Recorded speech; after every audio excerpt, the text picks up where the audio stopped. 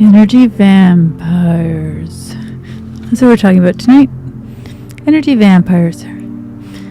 And that's not my energy vampire voice. I should really have my FM voice. But I don't think I actually have one of those. Anyway, we're going to be talking a little bit about energy vampires tonight because I'm dealing with one. And I thought maybe some of you out there would be interested and may be able to relate to the idea of energy vampires. As you can see, they're attracted to you because you're unconsciously desirous of resolving their deeper problems. If this sounds like you, then I'm here to relate. So, as I mentioned in the description for this video, I'm not sure where it's going to go, but I just have been encouraged by a lot of people to talk about some of the things that I've been going through because I do this show. I've been doing the PSYOP recovery program.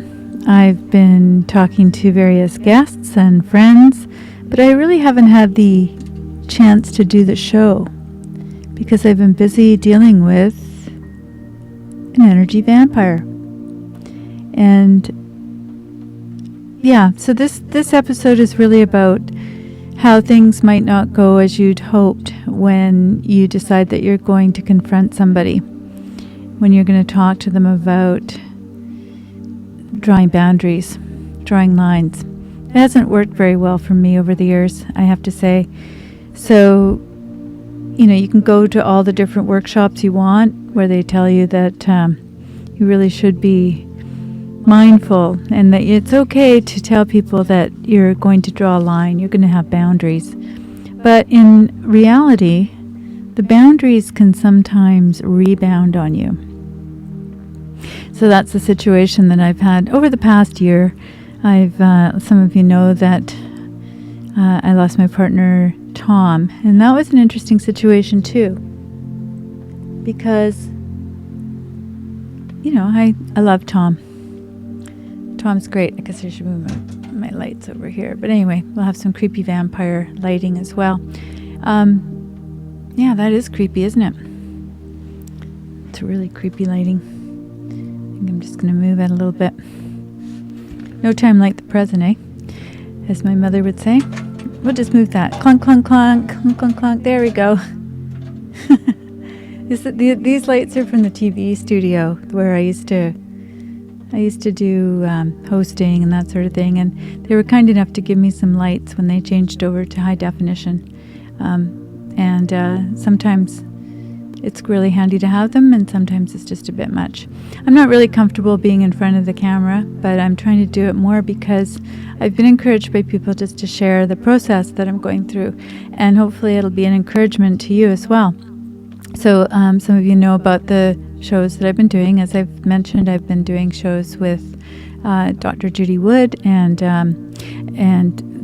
a number of other people over the years. I'm going to actually be uploading some of them because I actually have been doing a radio show for many years, and I'm actually more comfortable doing radio. I really enjoy radio. It's a great way to be able to interview people that are not necessarily comfortable with being on the air.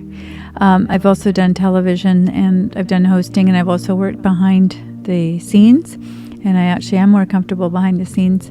But sometimes I just feel that there are things that need to be talked about, chatted about.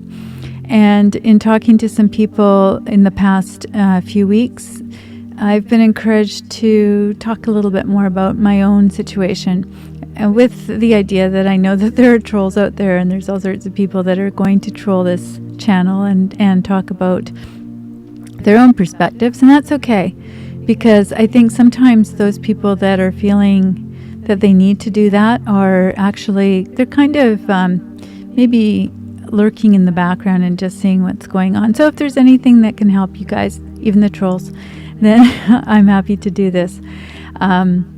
So the situation right now is that, so after Tom died last year, I was, he'd purchased a house, and I didn't really have any stake in the house. And, we were on the trajectory to get married. But anyway, there were a whole bunch of legal things. And basically, I found myself out of the home and out of some of the property that I owned, but also, and there's nothing to say that I can't go the legal route, but it's just very hard when you lose somebody. So it's easy to say, well, why don't you just go and, launch a legal suit? And I do have a lot of people that would be able to help me in that. But there's a couple of things. One is that I tend to be a person that kind of lets things go outwardly, but I think there's a lot of things that are going on inside. So I was at church today, and there was a young fellow that was talking about his challenges when he was a teenager, and the guy's only about 21 at this point, but just the fact that he was not really letting people in, and wondering why he felt lonely. And I thought, well, yeah, I can really relate to this, because he actually was diagnosed with Asperger's syndrome. And of late, fairly late in life, but fairly recently when I went back to university, I was, I was diagnosed. I don't like all these labels, but there was a diagnosis of PTSD, and while we were doing the tests, there was a sense that they had that I was somewhere on the autistic scale. And it's hard for me to say this, but I do come from a family where my father he served in the Second World War, he served in the Korean War, and he came by his PTSD honestly. So I really felt that I didn't have the right to, in any way, suggest that I was suffering from any kind of trauma or PTSD. But when we've been through abusive situations, and not that, I always put myself in the place where I just go, gosh, people had to live with me. I get that. But the thing is that often people that think that way are vulnerable to getting involved with narcissists. And I would say that narcissism and vampirism are along the same scale, the same continuum. When I was doing filmmaking with young filmmakers, I often had behavior kids, as they called them, the ones that didn't do well in the classroom. And surprise, surprise, they did really well when they had a hands-on project. And I didn't seem to have a big problem, because I worked, and I've talked about this before, adventure, imagination, and honor. I worked with some basic principles and didn't do a lot of so-called discipline. People had a very hard time with that. They couldn't understand how I could get these kids to participate. Well, for one thing, when you're invested in something, for people who are like me, once you get invested in something, it's very hard to deter you from being involved. So I guess that's job one, is to get people invested in the process. And when it's filmmaking, that's why I use filmmaking as the sort of as the vehicle for this process, because generally speaking, it's a very hands-on process, and the people involved become quite invested in the process, particularly as they go along. So that's really the first step, is to have something that we feel invested in. So it can be a relationship. it can be all sorts of things. But when you're working with kids, sometimes it's the actual medium that you're working with, not sitting in a classroom, listening to a teacher, just sitting there listening to somebody. Oh, that's where my glasses are. So, so that would have been me as a kid. I was a bit of a weird kid. So this kid that was in church today, I could really understand his what he was saying, because he was a weird kid, and he did things sort of spontaneously, or he did things that he thought were normal and other people didn't think were normal, and that's what it's like. So I read a book, and it was called Right-Brained Children in a Left-Brained World. And I was reading it for my own kids, and I was reading it for the kids that I was working with.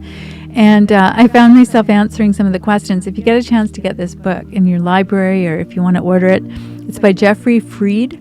And if you get a chance to find this book and read it, it'll be very helpful, particularly if you feel like you're a bit of an oddball. Because I started looking at some of the questions. There's questions for kids, but there's also questions for adults.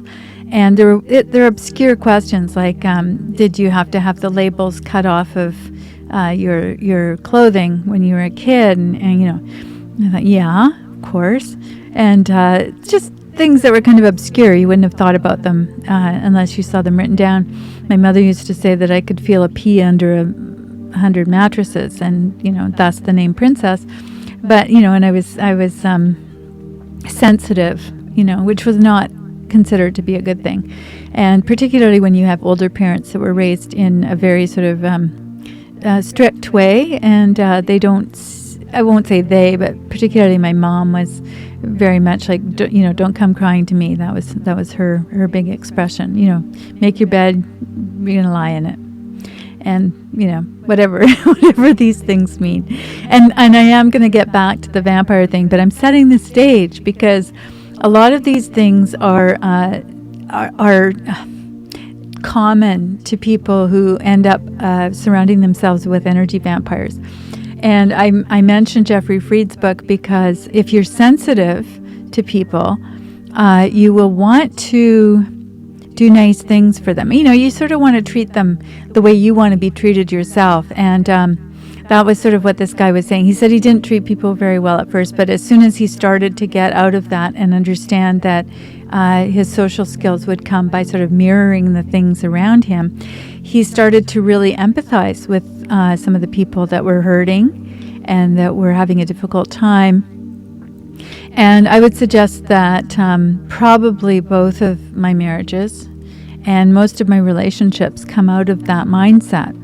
And I have some really great friends, and I would say that they're my lifesaver, because I don't have a lot of narcissistic, vampire-y kind of friends, particularly not at this point in my life, but I have had them along the way. And what they do, you know, the reason I can't even do this show is because I was being sucked in. I after Tom died, didn't have a place to go. I ended up at a friend's place, and she was, at one time, she was my grade 6 teacher. And so I've done a lot of things over the years with her, and I would say for her, you know, just seeing that she needed help. She used to be quite a well-known author, and so I've known her since I was in grade 6, but it was about 10 years after that I began getting involved with her work. And so she would call me, and I would drive and go to her place, and, you know, taking my kids with me sometimes. And I got her first computer in the 80s, which she rakes me over the coals for, and that's fine. But you see, she makes these decisions that she has to externalize. So this is one of the things about energy vampires. What they'll do is externalize everything, and they're basically narcissists, as I've said. And this is what I've had to learn through the process. It's everybody else's fault. They can't take responsibility. They've got some stuff going on inside of them that they can't deal with. So because I tend to be fairly open about the fact that I was raised with a dad that had a mental illness, which I later called it. I used to just say he had shell shock. He turned white overnight. And just imagine what it's like to be in the Second World War. I can't. But anyway, a lot of things happened with my mom and my dad, and I won't go into that right now, but I will one of these times because it's really quite interesting. But I didn't recognize what it was like to be raised with a person who's mentally ill. My mother was physically ill. She had cancer when I was 6 years old and had a radical mastectomy, and she was basically incapacitated for many, many years. And I think she was depressed. So I was kind of surrounded by people that were mentally ill, and I came along quite a bit later in life. So my brother recognized this, and he actually ended up removing me from the house. And that was, so this is what happens: is you sort of you go on this trajectory early in life, and I feel like I haven't really gotten off that trajectory. That's been, people go, oh, you're very adventurous and you have all these exciting things. Well, I've never really felt any permanence because I was sent away quite a bit in the summers when my mom was ill, and when she couldn't handle, I'm sure, having a young kid. She said I was fine till I was 12. So apparently when I was 12, I got sent away a lot. My nieces were very close in age to me, so I would get sent to help them while my sister went to school. So I got sent to another city, and I traveled by myself. And so again, another story. But these are the things that people kind of find interesting because it's kind of it sets you on a certain path. And I was taught to be very independent. Well, and by necessity, I had to be very independent. I would sign myself up for classes and do all sorts of different things. But now that I look at it in retrospect, I feel like I use the word surfeit advantage rather than attention deficit. I mean, I had problems with attention deficit, and probably, as they've said now, was on the autistic continuum. And so again, I go back to Jeffrey Fried because he would suggest that there is this continuum between the left and right. This is not scientific. It's just something that I've noticed myself, and I found it resonated for me. It may not resonate for you. But he would have kids come into the counseling office who were behavior problems, and they would look up into there was a air ducting vent. And he said that there's a little piece of paper up there in the vent, and some of the kids would just go, you can take that out, or are you going to, they would just become quite obsessed with this piece of paper in the vent. And he said it was almost like a test where he could just go, okay, yeah, that's a kid that is on the continuum and probably is dealing with some ADD issues. And again, I don't like these labels, but it's helpful just to be able to go, oh, that's why I jump up and look out the window, or that's why I find these flickering lights or the fluorescent lights to be like making noise, and I'm distracted. So when we come across people that don't have that kind of sensitivity to things, it's just that we don't know that there are other ways of processing information when we're kids. And as we get older, we start to realize that there are people that are processing things differently, and they don't have that same attachment as we do to other people. And so they are able to sort of take without recognizing any kind of obligation on their part to appreciate. So I guess what was happening in my case was I was getting to the end of where I was able to handle that, and I was saying, I just need you to say thank you, because my skills are in, I develop websites, media on the web, I administrate websites, I do social media. I'm working at I do podcasts and vodcasts and do publicity for people, event management, photography.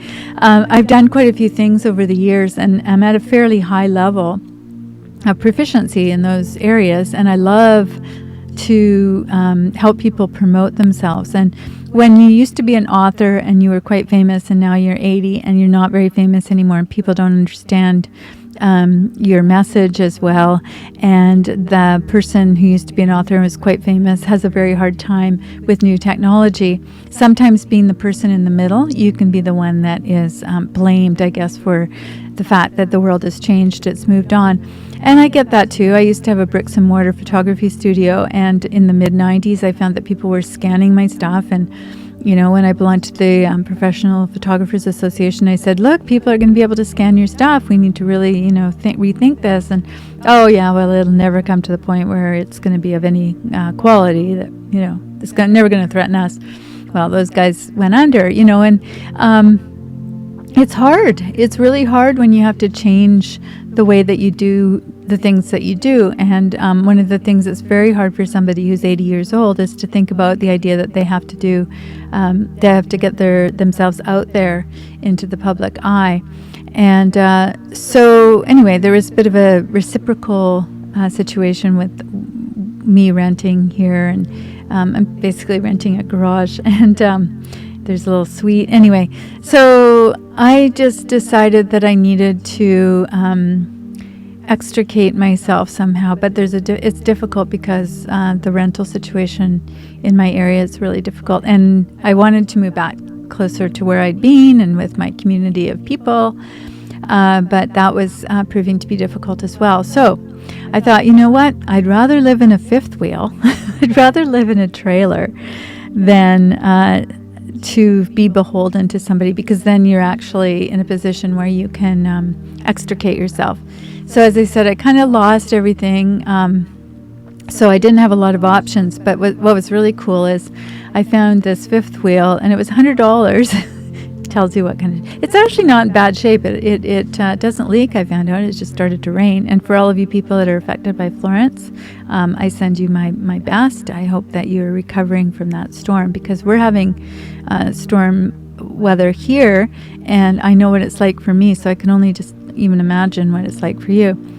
Anyway, so I've got this fifth wheel, and it was fine in the summer. I'm just finding it a bit challenging because I don't know how to make the furnace work, and I don't really have the money to get it fixed, and so I'm still going to school, and so I'm doing that. But what this is my tendency to just go, yeah, well, I need to just make it so that I'm self-sufficient. So as most of you know, I'm working out of my Airstream studio, so that's really cool. I've got all the equipment that I used to have in my bricks and mortar studio. I've gotten rid of a lot that I didn't need anymore, and I'm able to just to do this with a minimum of equipment. Although if you looked around, you go, man, that's a lot of equipment. But yeah, it's stuff I've accumulated over the years. And so some of you may know that I actually take the mobile studio to various places, and I do live streaming and that sort of thing. So that's still the Airstream dream, and it's still going strong, and it's I'm just plugging away at it. But I didn't really expect that I was going to be having to rethink my housing situation. So that's why I decided to do this, because I want to encourage people who are dealing with energy vampires that, really it is better I think it says in the Bible that it's better for a man to live on the roof than to deal with a nagging woman or something. Anyway, it's not just a sexist thing. I think it's anybody, I think we can relate to the nagging. And what I find is that people become abusive. And, it gets rather tiresome to, people kind of go, well, geez, you have a lot of abusive people in your life. And it can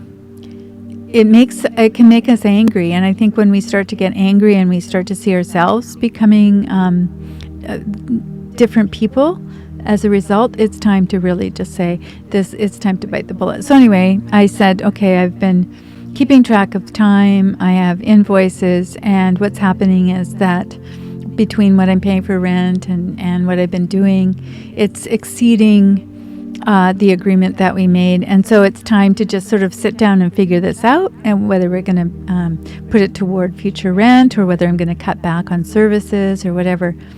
And man, the sparks that flew. She got her team together. She got a team of people together to basically to get me. I was really shocked. I was really surprised. I have to tell you that one of the things that I did, because it's a commercial space, and she said I could do my photography and other things here. I thought, you know what? Well, I'm going to move out into the RV, and I'm going to just rent out this little tiny suite. It's a little room, and I thought I learned about Airbnb, and there's some firefighters needing a place to stay, and so I looked into Airbnb, and I started doing that and offering that room as an Airbnb. And man, that was outrageous, according to her. So what was fine a month before, and I was wonderful and perfect and great, and everything I did was beautiful, and unicorns and fairies, and all of a sudden I was outrageous and I was horrible, and so I put a stop to it. But I'd already taken some bookings, and so I honored those bookings. And so full disclosure, I just didn't know that it was going to be such a big deal, but since it was, I thought, okay, fine, I'll stop doing it. But man, I just got ripped up one side and down the other for that. And so then she went on a cruise. So she's on a cruise right now, and she basically put other people onto me just to make it really uncomfortable for me to live here, including one guy who lives on the property who's completely nuts. And so I've been trying to figure out my living situation, but more than that, I'm really trying to figure out if I can go through the process, like follow through, because I feel horrible. I feel absolutely horrible. And so that's why I decided to make this video. And trolls or not, I've decided that I would put this out there for any of you that are feeling horrible, that are going through this process, that have had to draw a line in the sand, because I've had this happen before, and I'm not going to go into it too much more. I just wanted to just introduce the idea of energy vampires, because I'm going to talk about it a little bit more. Narcissists and energy vampires, because it feels like I'm just surrounded at this point with people who are, they get angry. And I have to sort of go, okay, so now what did I do that was different? So I started looking at all the email messages back and forth, and I started looking at all the different things, and I thought, and this is something I've done before, because it can be crazy making, and this is part of it. It's gaslighting. All of a sudden you're a bad person, and you were a great person before. It's this swing. Some of our friends are like there, and they're consistent, and you do some things that are great and some things that are not great, or some things that are, it's not this huge swing between you're the most horrible person on the face of the earth and you're the best person. So it's either that they're flattering you, trying to get you to do the things that they want you to do, and they're flattering. And as soon as you decide, like for instance, there was this fair, and she wanted me to help her set up at the fair. Well, I had something else I needed to do that day. It was on a Sunday.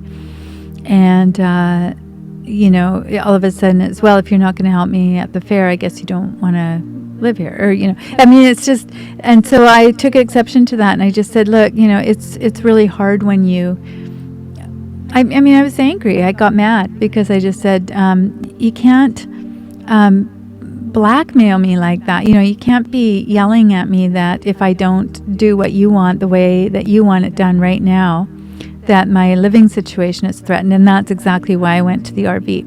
So right now, I'm trying to raise a bit of money so that I can actually get it so that it's winterized, because it's not winterized. It doesn't have, it has a furnace, and it has, I think it has a hot water tank, but I'm not too sure. I have an instant on hot water thing, but it's not quite working right. Anyway, I'm trying to solve some of these problems, and the encouragement I'm giving is that you can sort of extricate yourself from this kind of personality of person, but it isn't always that easy. So people will say to you, oh, you just do this and you just do that, and it's all, it's all going to go swimmingly. No, it might not. But with prayer and with turning our eyes upward, it can. So what it is for me is it's always a learning activity to be able to turn things over to the Lord. And that's my particular faith, is that I believe that Jesus says for us to cast all of our cares upon Him because He cares for us. Well, it's really, really hard for somebody who is has been responsible all their lives and has been a caregiver all their lives to then say, oh, I don't deserve this. Well, none of us does. That's the whole point of my faith, is that we don't deserve it, but that we're loved, and it's sometimes very hard for us to understand that. So I just want to tell you guys that you are loved and you are cared for, and no matter what it is that you're going through right now, you can do it, and you can come out the other side feeling like you've done the right thing. Because often what happens is we're just about to go through something, and my response right now is to go back and to sort of say sorry, and I shouldn't have done that, and I should have gone to the fair, and I should have done this, and I should have done that. And so what I've done is I've just said, I really feel that I've based on the records, I've paid my rent for this month. And anyway, so, eviction notice, and it's just crazy. It's craziness. And it's hard to say, but I just want for anybody that's going through this, particularly with someone who's a friend, who she was ill she came back from Cairo and she had a leg injury, and I drove her around. So now I'm not charging her for that. I'm just basically saying the deal that we had where I was going to do promotional work and that sort of thing has exceeded the amount of time that I can spend in exchange for the deal that we had. So that's the nuts and bolts of it, is I was sort of putting a boundary on that. And it has resulted in me losing where I live. And it's hard for me to talk about this, but I really, really feel strongly that I need to speak to somebody who might be feeling ashamed, or might be feeling that life is really difficult, or it's really unfair. All of those are legitimate feelings. But I want you to know that there are lots and lots of people that go through that. And it's just like with my dad having a mental illness. There's probably a lot of people whose parents had mental illnesses, or people who are shell-shocked. And just because we didn't know about it then doesn't mean that it wasn't real. And so I think, what has come out of that for me, and what has come out of my own diagnosis of having basically a mental illness, because I have PTSD, and people do not understand that. I've tried to explain that to this particular person, and I said, I'm going to have to go if you continue to do that, if you continue to belittle or bully or whatever. And it doesn't even have to be that. It can be just something where you're feeling stressed, and you're able to say, I'm having a really hard time dealing with this right now. It's my problem. I'm not saying it's your problem. But where people don't respect those boundaries, and they say, oh, so you have a problem. Well, isn't that great? Isn't that special? Or aren't you special? Or whatever it is that they say to belittle you. That's all part of the bullying process. And I've learned to see it for what it is. And it's just people that are not used to you doing the things that you haven't done over the years. You've started to have different ways of dealing with things. And those people are the energy vampires. And I'm going to put that guy back up on the screen again, because I think that's a really good description of what it is that we're dealing with here. And if you have someone in your life who is doing this, I can only encourage you to really look inside yourself and see what it is that is attracting this kind of person. Energy vampires are attracted to you because they unconsciously desire to resolve a deeper problem within their psyches, and they perceive you as the solution to their problems. Be kind, but be aware, and don't be afraid to draw a line. Even if, when you draw the line, you might get evicted, have a plan B. And for anybody that wants to support the Airstream Dream, I am always thankful for anything that you can provide. You go over to Tips OK, and you'll see Character Driven there. You can use that, or you can go down to the description, and you'll see there's a PayPal link, PayPal me /Character Driven. I don't like to ask for things, but I do feel that I would like to be able to complete the Airstream Dream, and I think that I'll be able to bless other people through that, and be able to bless you with some of the music and some of the things I'll be doing. I do have an update too, that I I think I'll be moving back close to where I used to be. There's some land where somebody has generously offered to allow me to have the fifth wheel, and there's electricity and water. I'm not sure about the internet yet. We're just figuring that out.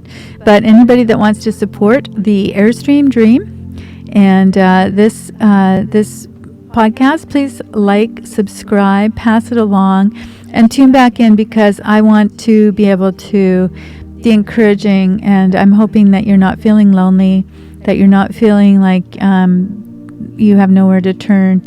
I'm hoping that Character Driven can be a place where you come and you can either hear some interviews that I do with other people, or that we can have a conversation here ourselves.